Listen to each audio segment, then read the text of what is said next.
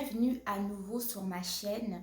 Aujourd'hui, on va se retrouver pour une nouvelle vidéo et je vais vous parler de la bourse de la francophonie. En tout cas, je ne sais pas si vous en avez déjà entendu parler, mais sachez que la bourse de la francophonie peut vous aider, vous permettre à venir réaliser vos études au Canada. Donc, sans plus tarder, allons droit au vif du sujet. Donc, dans le fond, la bourse de la francophonie, c'est une bourse octroyée au Canada aux pays membres de la francophonie. Les pays membres de la francophonie, ils ont sélectionné 37 pays de l'Afrique du Nord, Afrique de l'Ouest, Afrique de l'Est, au niveau aussi des Caraïbes et de l'Asie. Donc, cette bourse-là, en fait, est décernée aux personnes qui occupent déjà un emploi dans leur pays, puis qui occupent une certaine fonction. Et cette bourse-là va permettre à ces personnes-là de venir donc s'acquérir de plus de compétences ici au Canada. Au niveau de l'université, elle va concerner le deuxième cycle qui est la maîtrise et au doctorat. Et il peut y avoir également des formations au niveau professionnel et de la formation technique. Pour ce qui est donc de la formation universitaire, cette bourse-là a une durée de 2 à 4 ans.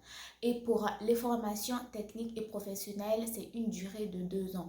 Sachez que tout dépendamment de la formation que vous faites, vous pouvez également bénéficier d'une bourse de stage afin donc de vous aider aussi à améliorer vos compétences donc, dans votre programme. Donc, ensuite de ça, cette bourse stipule que une fois que vous avez donc terminé votre formation, parce que la formation concernait au préalable les personnes qui occupaient un certain emploi dans leur pays, et ces personnes-là, grâce à la bourse donc de la francophonie, ils viennent étudier au Canada afin de se performer, afin d'acquérir plus de connaissances, plus de compétences et tout. Donc, c'est dans le cadre de retourner dans leur pays et aller exercer. Donc, cela dit que une fois que la formation est terminée, donc vous avez 6 mois pour retourner travailler dans votre pays, et cela aussi ne vous oblige pas à y retourner si vous voulez rester travailler au Canada. Tout cela dépend de vous. Donc, en gros, pour savoir si vous êtes éligible à cette bourse-là, il suffit d'aller sur le site de la francophonie, bourse francophonie, que je vais vous mettre dans le lien en barre d'infos. Mais je peux vous citer donc quelques pays que j'ai ressortis du site quand je cherchais donc mes informations. Donc, je vais vous les citer. Donc, pour ce qui est de l'Afrique de l'Ouest, si vous faites partie du Mali, du Bénin, du Sénégal, de la Côte d'Ivoire, de la Guinée-Conakry, du Togo, Cap-Vert et Guinée-Bissau, vous pouvez être donc éligible à cette bourse-là. Ensuite, pour ce qui est de l'Afrique du Nord, elle concerne le Maroc, l'Égypte, la Tunisie, la Mauritanie et un pays du Moyen-Orient, donc le Liban. Pour ce qui est de l'Afrique de l'Est, si vous faites partie du Madagascar, des îles Maurice, des Comores, de Djibouti et des Seychelles, vous êtes éligible également. Et en ce qui concerne l'Afrique centrale, si vous faites partie de la République du Congo, République démocratique du Congo, République centrafricaine, du Rwanda, du Burundi, du Gabon, du Tchad, de Sao Tomé et Principe, ainsi que de la Guinée équatoriale, vous pouvez faire votre demande. Et pour ce qui concerne l'Asie, il s'agit du Vietnam, Cambodge, Laos et Vanuatu. Ensuite, pour l'Amérique du Sud et les Caraïbes, elle s'adresse aux Haïtiens, personnes qui vivent dans l'île de Sainte-Lucie et Dominique. En gros, c'est ces pays-là. Mais vous pouvez toujours aller sur le site officiel, aller valider si votre pays fait partie donc des pays qui bénéficient de la bourse de francophonie. Et ensuite de ça, ces pays, donc ces étudiants-là qui sont sélectionnés vont venir faire leurs études au Canada. S'ils font des études au niveau universitaire, sachez que vous pouvez suivre votre programme soit à l'université Laval, soit à l'université de la Laurentienne, soit à l'université du Québec en Abitibi-Témiscamingue, ou soit à l'université de l'Outaouais aussi. Et donc, pour ce qui est des cégeps, il y a beaucoup de cégeps. Mais le cégep que j'ai ressorti, il y avait le cégep je pense, cégep de la Gaspésie et des îles. Ok? Donc, en gros, c'est ça. Donc, en gros, ce qui va résumer, c'est que vous pouvez, il y a vraiment beaucoup de moyens que vous pouvez chercher, beaucoup d'opportunités afin de venir effectuer vos études ici au Canada.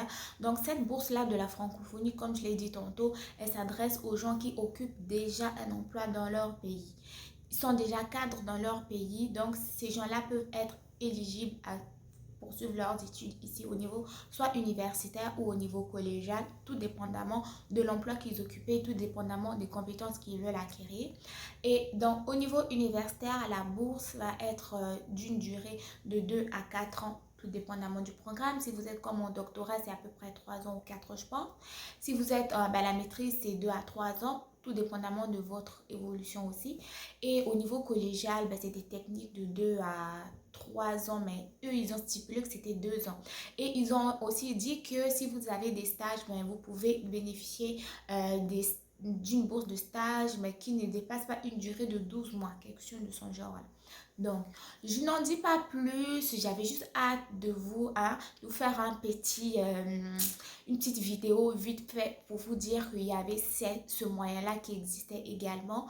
Et aussi, c'est un bon moyen d'aller développer les pays dont vous faites partie, venir accueillir l'expérience canadienne, acquérir des nouvelles façons de faire, acquérir des nouvelles façons de pratiquer, nouvelles façons de penser, nouvelles façons de voir l'autre et aller mettre ces affaires-là en pratique afin de développer votre pays. En tout cas, la bourse, ça fait plusieurs années qu'elle existe et donc si vous voulez savoir comment ça marche, allez visiter le site que je vais vous mettre en barre de description d'infos. N'hésitez pas également à aller vous référer dans les ministères qui s'occupent de la francophonie au niveau de votre pays afin de savoir quels sont les critères, quelles sont les exigences qu'il faut remplir, c'est quoi les documents et autres. Et d'ici là, donc si vous avez d'autres questions à me poser, n'hésitez pas à me le dire en commentaire. D'ici là, portez-vous bien, likez la vidéo, dites-moi ce que vous pensez de la qualité de l'image, du son et tout.